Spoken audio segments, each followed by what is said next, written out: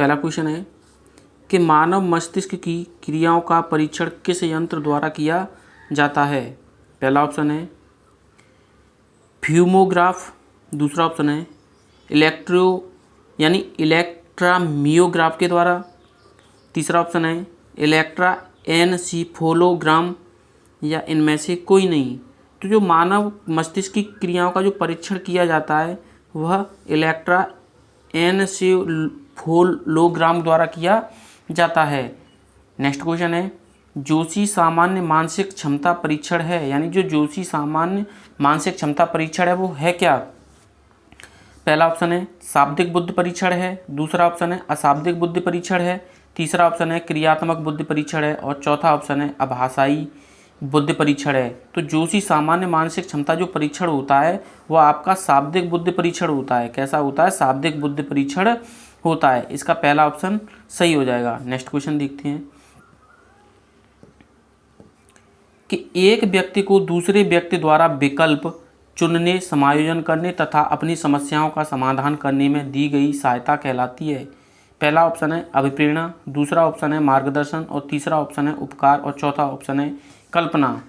तो एक व्यक्ति द्वारा दूसरे व्यक्ति को विकल्प चुनने या समायोजन करने में या अपनी समस्याओं का समाधान करने में जो दी गई सहायता होती है उसे हम मार्गदर्शन कहते हैं। क्या कहते हैं? उसे हम मार्गदर्शन कहते हैं। नेक्स्ट क्वेश्चन है कि उद्देश्यों की दृष्टि से कौन सा शिक्षण का एक प्रकार नहीं है। पहला ऑप्शन है ज्ञानात्मक शिक्षण, दूसरा ऑप्शन है भावात्मक शिक्षण और तीसरा ऑप्शन है क्रियात्मक शिक्षण और चौथा ऑप्शन है कलात्मक शिक्षण। तो यह उद्देश्यों की दृष्टि से जो शिक्षण का प्रकार नहीं होता है वह कलात्मक शिक्षण नहीं होता है। कौन सा नहीं होता है? कलात्मक शिक्षण नहीं होता है। नेक्स्ट क्वेश्चन देखते हैं कि आलपोर्ट ने अपने व्यक्तित्व सिद्धांत में व्यक्तित्व को किस रूप में माना है, यानी जो आलपोर्ट महोदय हैं उन्होंने व्यक्तित्व को किस रूप में माना है। पहला ऑप्शन है जीव में केंद्रित, दूसरा ऑप्शन है काल्पनिक सत्ता और तीसरा ऑप्शन है मस्तिष्क में स्थित और चौथा ऑप्शन है अवैचारिक सत्ता। तो जो आलपोर्ट ने माना है वह माना है जीव में केंद्रित। क्या माना है? जीव में केंद्रित माना है। क्या माना है? जीव में केंद्रित माना है। नेक्स्ट क्वेश्चन देखते हैं कि पाठ्य पुस्तकों, शैक्षिक कार्यक्रमों की वार्षिक समीक्षा कौन सी विद्यालय समिति का कार्य है। पहला ऑप्शन है बजट एवं वित्त समिति, दूसरा ऑप्शन है विधि निर्माण समिति और तीसरा ऑप्शन है पाठ्यक्रम समिति और चौथा ऑप्शन है पेरेंट एडवाइजरी समिति। तो जो पाठ्य पुस्तकों और शैक्षिक कार्यक्रमों की जो वार्षिक समीक्षा विद्यालय में जो समिति का कार्य होता है वो आपका जो मुख्य रूप से होता है तो वो होता है पाठ्यक्रम समिति। क्या होता है? पाठ्यक्रम समिति। तीसरा ऑप्शन इसका सही हो जाएगा। नेक्स्ट क्वेश्चन है कि निम्न में से किस गैर सरकारी संगठन जिसे एनजीओ को शिक्षा में बढ़ावा देने के लिए गूगल द्वारा अनुदान प्रदान किया गया है। पहला है बुक्स स्टोरी वीवर, दूसरा है लर्निंग इक्वालिटी और तीसरा है एस्पार्स फाउंडेशन और या ये सभी। तो जो एनजीओ चलाया जाता है, गैर सरकारी संगठन है जो गूगल द्वारा ऐसी सहायता प्रदान की जाती है, तो ये सभी हैं। क्या हैं? ये सभी हैं। जैसे books story weaver, learning quality, sparks foundation, ये सभी हैं। नेक्स्ट क्वेश्चन है कि बालक में समाजीकरण के विकास का मुख्य उद्देश्य क्या है, यानी जो बालक है उसमें समाजीकरण का मुख्य उद्देश्य क्या है। पहला ऑप्शन है व्यक्तिगत समायोजन में वृद्धि करना और दूसरा ऑप्शन है बालक की अभिवृत्तियों का विकास करना और तीसरा ऑप्शन है समूह मानकों को अधिग्रहणशील बनाना और चौथा ऑप्शन है सामाजिक समूह के प्रतिमानों को विकसित करना। तो यह समाजीकरण के मुख्य उद्देश्य है ना, तो वो यानी सामाजिक समूह के प्रतिमानों को विकसित करना होता है। क्या होता है? सामाजिक समूहों के प्रतिमानों को विकसित करना होता है। नेक्स्ट क्वेश्चन है कि खेल क्रियाएं बालकों के किस आयु पर अपनी चरम सीमा पर होती हैं। पहला ऑप्शन है पूर्व विद्यालयी अवस्था पर, दूसरा ऑप्शन है प्राथमिक विद्यालयी अवस्था पर और तीसरा ऑप्शन है जूनियर हाई स्कूल स्तर पर और चौथा ऑप्शन है सीनियर हाई स्कूल स्तर पर। तो जो खेल क्रियाएं होती हैं वह आपकी जूनियर हाई स्कूल स्तर पर होती हैं। कहाँ पर होती हैं? जूनियर हाई स्कूल स्तर पर होती हैं। नेक्स्ट क्वेश्चन देखते हैं कि 7 वर्ष के बालक बालिकाओं की एक मुख्य विशेषताएं होती हैं। पहला ऑप्शन है केवल समलिंगी बालकों के साथ खेलते हैं। दूसरा है लिंग विभेद पर ध्यान नहीं देते हैं। तीसरा है मानव प्रवृत्तियों को प्रमुखता प्रदान करते हैं। और चौथा है उपरोक्त में से कोई नहीं। तो जो 7 वर्ष तक के जो बालक बालिकाएं होते हैं वो मात्र लिंग विभेद पर ध्यान नहीं देते हैं। क्या नहीं करते हैं? लिंग विभेद पर ध्यान नहीं देते हैं। नेक्स्ट क्वेश्चन है भाषा को परिभाषित करने के लिए उपयुक्त है। पहला ऑप्शन है जैविक विकास का परिणाम। दूसरा है उत्तम समस्या समाधान की दिशा में एक कदम। और तीसरा है अनुभवों को प्रकट करने में उत्तम उपागम। और चौथा है आत्म उन्नति का माध्यम। तो भाषा को जो परिभाषित करने के लिए जो सबसे अच्छा साधन है वह है आपका अनुभवों को प्रकट करने का उत्तम उपाय। अनुभवों को प्रकट करने का उत्तम उपाय। नेक्स्ट क्वेश्चन देखते हैं। नेक्स्ट क्वेश्चन है कि जो बालक आज्ञा नहीं मानते हैं उन बालकों के साथ कैसा व्यवहार किया जाना चाहिए। पहला ऑप्शन है उनके इस व्यवहार को विकास की स्वाभाविक घटना समझकर ध्यान नहीं देना चाहिए। दूसरा ऑप्शन है उस पर कार्य का काफ़ी दबाव डाल देना चाहिए। और तीसरा ऑप्शन है उसके प्रत्येक कार्य की प्रशंसा की जाए ताकि वह सकारात्मक व्यवहार ग्रहण करे। और चौथा ऑप्शन है उन्हें आदेश देना बंद कर देना चाहिए। तो जो बालक आज्ञा नहीं मानते हैं उनके लिए सबसे प्रमुख जो है उसके प्रत्येक कार्य की प्रशंसा की जाए ताकि वह सकारात्मक व्यवहार ग्रहण कर सकें। नेक्स्ट क्वेश्चन है कि खोज पद्धति एवं आनुभाविक प्रयासों को बल दिए जाने हेतु उपयुक्त है। पहला ऑप्शन है प्राथमिक स्तर की शिक्षा। दूसरा ऑप्शन है माध्यमिक स्तर की शिक्षा। और तीसरा ऑप्शन है महाविद्यालयी शिक्षा। और चौथा ऑप्शन है कि विश्वविद्यालय स्तर की शिक्षा। तो जो खोज पद्धति होती है वह माध्यमिक स्तर की शिक्षा होती है। कौन सी होती है? माध्यमिक स्तर की शिक्षा होती है। नेक्स्ट क्वेश्चन है कि बालकों में जन्म लेने वाले द्वंद्व उनके अंतः वैयक्तिक संबंधों पर भी प्रभाव डालते हैं। इस द्वंद्व में निहित होती हैं। पहला ऑप्शन है असुरक्षाएं। दूसरा ऑप्शन है अक्षमताएं। तीसरा ऑप्शन है स्नायु असंतुलन। और चौथा ऑप्शन है व्यवहार के विघटन। तो जो बालकों में जन्म लेने वाले जो द्वंद्व होते हैं वो स्नायु असंतुलन होता है। क्या होता है? स्नायु असंतुलन होता है। तीसरा ऑप्शन इसका बिल्कुल सही है। नेक्स्ट क्वेश्चन देखते हैं कि कक्षा में बालकों के मानसिक स्वास्थ्य को निम्न में से अधिक प्राथमिकता प्रदान नहीं की जा सकती है। पहला ऑप्शन है बालकों को शारीरिक व्यायाम के लिए दी जाने वाली छूट। दूसरा ऑप्शन है बालकों के अभिभावकों का मानसिक स्वास्थ्य। और तीसरा ऑप्शन है विद्यालय की मनोविज्ञान यानी जो विद्यालय की मनोविज्ञान शाला द्वारा किया जाने वाला कार्य है। और चौथा ऑप्शन है कक्षा की स्वच्छता। तो मानसिक स्वास्थ्य को अधिक प्राथमिकता नहीं प्रदान की जा सकती है।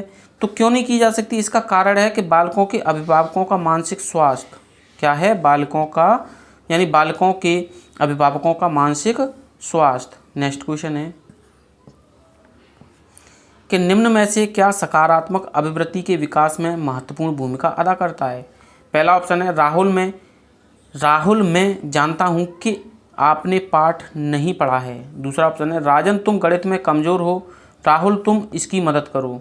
तीसरा ऑप्शन है राहुल की डेस्क से धन किसने चुराया है। और चौथा ऑप्शन है राहुल के बारे में उसके माता पिता को बताना कि वह आलसी एवं कामचोर है। तो जो सकारात्मक अभिवृत्ति की जो महत्वपूर्ण भूमिका अदा करता है तो वो है कि राजन तुम गणित में कमज़ोर हो, राहुल तुम इसकी मदद करो। कि आपकी कक्षा का एक बालक अल्पकालीन स्मृति की समस्या से ग्रस्त है। उसकी स्मृति निम्न में से कितनी अवधि की हो सकती है? 10 सेकंड, 20 सेकंड, 30 सेकंड या 40 सेकंड। तो जो एक अल्प स्मृति होती है वह आपकी 20 सेकंड की होती है। कितनी होती है? 15 से 20 सेकंड की हो सकती है। नेक्स्ट क्वेश्चन है कि आपकी कक्षा का एक बालक मनोज किसी प्रश्न को हल कर लेता है, उसका सर्वोच्च पुरस्कार क्या है? यानी पहला ऑप्शन है उसे उस प्रश्न के अंक पूरे मिल जाते हैं। दूसरा ऑप्शन है उसे उस प्रश्न का सही उत्तर मिल जाता है। तीसरा ऑप्शन है उसका शिक्षक उसकी प्रशंसा करेगा। चौथा ऑप्शन है उसे उस प्रश्न को हल करने की विधि का ज्ञान हो गया है। तो जो प्रश्न हल कर लेता है इसका मतलब है उसे उस प्रश्न को हल करने की विधि का ज्ञान हो गया है। राइट आंसर हो जाएगा चौथा ऑप्शन। नेक्स्ट क्वेश्चन देखते हैं कि प्रेरणा के क्षेत्र में अंतर्निहित सिद्धांत को प्रतिपादित किया था। यानी जो प्रेरणा है उसके क्षेत्र में अंतर्निहित सिद्धांत को प्रतिपादित किया था हल ने, प्याजे ने, स्किनर ने या बेलार्ड ने। तो जो प्रेरणा के क्षेत्र में अंतर्निहित सिद्धांत का जो प्रतिपादन किया था वो आपके हल ने किया था। किसने किया था? हल ने किया था। नेक्स्ट क्वेश्चन है, बालक में उत्पन्न वह दशा जो किसी निश्चित उद्देश्य की पूर्ति के लिए उसमें निश्चित व्यवहार को स्पष्ट करती है। पहला ऑप्शन है अभिप्रेरक यानी अभिप्रेरक, दूसरा ऑप्शन है अधिगम, तीसरा ऑप्शन है स्वधारण और चौथा ऑप्शन है पुस्तक पढ़ना। तो बालक में उत्पन्न वह दशा जो किसी निश्चित उद्देश्य की पूर्ति के लिए उसमें निश्चित व्यवहार को स्पष्ट करती है तो वो हो जाएगा अभिप्रेरक। क्या हो जाएगा? अभिप्रेरक। नेक्स्ट क्वेश्चन देखते हैं। क्वेश्चन है कि बालकों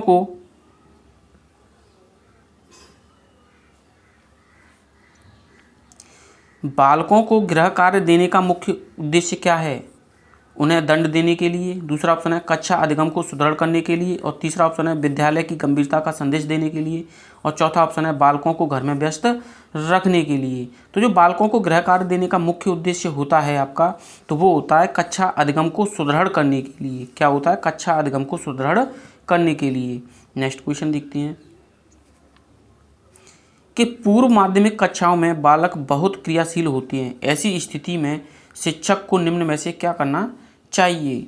ऑप्शन पहला है उसकी क्रियाशीलता को कम करने की कोशिश करें, दूसरा ऑप्शन है कि उसकी क्रियाशीलता का अध्ययन करेंगे और तीसरा ऑप्शन है उसकी क्रियाशीलता को रोकेंगे और चौथा ऑप्शन है उसकी क्रियाशीलता की सहायता से उन्हें कुछ उपयोगी शिक्षा देंगे। तो जो पूर्व माध्यमिक शिक्षाओं में जो बहुत क्रियाशील होते हैं, ऐसी स्थिति में एक शिक्षक को क्या करना चाहिए? तो उसकी क्रियाशीलता का अध्ययन करेंगे। क्या करेंगे? उसकी क्रियाशीलता का अध्ययन करेंगे। नेक्स्ट क्वेश्चन देखते हैं कि अधिगम की प्रयत्न और भूल विधि में सबसे अधिक महत्वपूर्ण क्या है? पहला ऑप्शन है लक्ष्य प्राप्ति, दूसरा ऑप्शन है सकारात्मक क्रिया और तीसरा ऑप्शन है प्रेरणा और चौथा ऑप्शन है अधिकाधिक अभ्यास। तो जो अधिगम और प्रयत्न भूल विधि में जो सबसे अधिक महत्वपूर्ण कारक है वो आपका अधिकाधिक अभ्यास है। क्या है? अधिकाधिक अभ्यास है। नेक्स्ट क्वेश्चन देखती है